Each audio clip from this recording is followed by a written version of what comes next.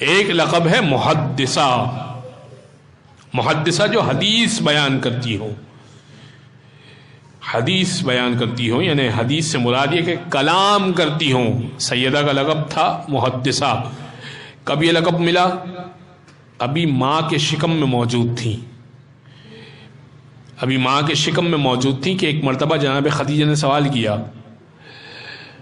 اے اللہ کے رسول، یہ بچہ مجھ سے باتیں کرتا ہے، میری تنہائی کا ساتھی ہے، یہ بچہ مجھ سے گفتگو کرتا ہے، اور ایسا محسوس ہوتا ہے کہ یہ سورہ قدر کی تلاوت کرتا ہے.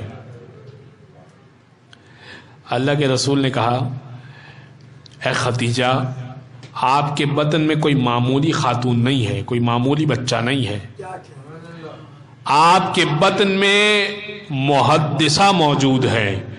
یہ آپ سے کلام نہیں کرتی، یہ فرشتوں تک سے کلام کرتی ہیں.